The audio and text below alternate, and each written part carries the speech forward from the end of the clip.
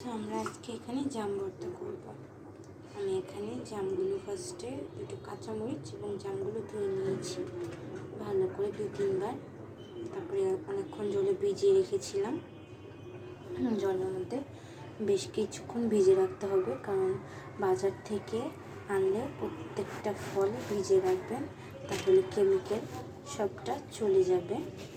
যদি তারা ইনজেকশনের মাধ্যমে পুশ না করে তাহলে ভালো করে এগুলো ধুয়ে নেব। কাঁচামরিচটা আমি ধুয়ে নিয়েছি। তারপর সব কয়টা আমরা এখানে একটি থালার মধ্যে নিয়ে নিব। আমি তারপর দুটো কাঁচামরিচ কেটে নেব। আমাদের এখানে কাঁচামরিচ কাটা শেষ।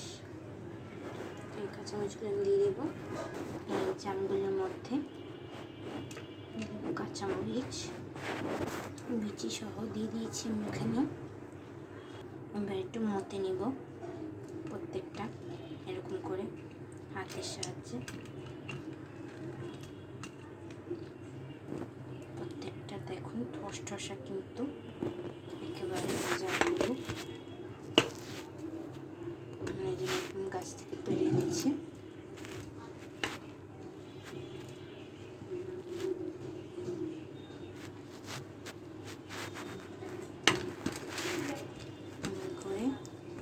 প্রত্যেকটা ছাড়িয়ে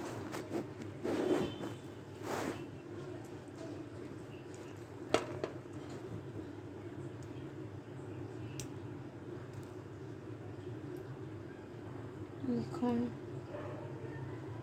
লোকটা কি আমাকে পচা দিয়েছে না কি একটা অবস্থা, দেখুন টুটিয়ে যাচ্ছে, পচা দিয়েছে।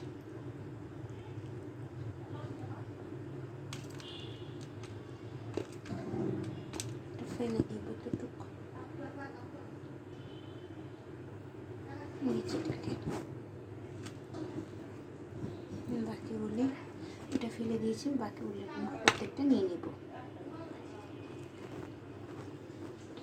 বেছে নিয়েছি, তবুও লোকেরা ঠকিয়ে দেবে, তাদেরকে দিবে, তার জন্য বেছে নেবেন। আমাকে তো প্রায় ঠকায়, সবাই ঠকায়, সেই জাম লোকটাও ঠকিয়ে দেবে। এই দেখুন আরেকটা আমি পচা পেয়েছি, কি একটা অবস্থা বলুন তো।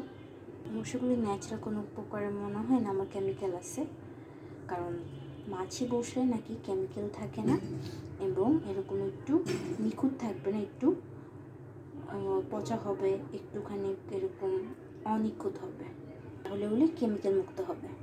দিয়ে দিব চাট মশলা, দিয়ে দিব একটু জিরা গুঁড়ো, সব কয়টা একটু মাখিয়ে রাখবো।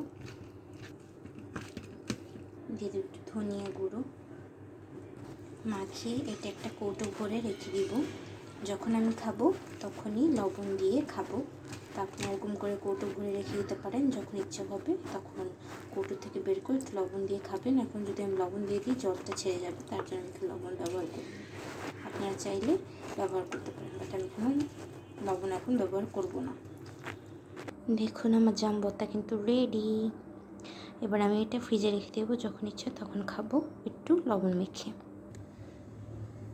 ফ্রিজে আমি রেখে দেবো, দেখুন রেখে দিলাম।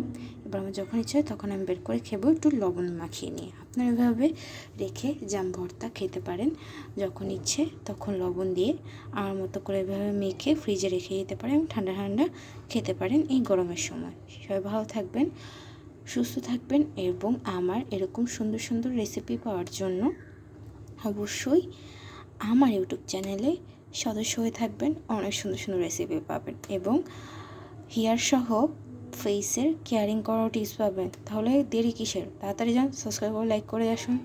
সবাই ভালো থাকুন, টাটা, গুড নাইট, শুভরাত্রি।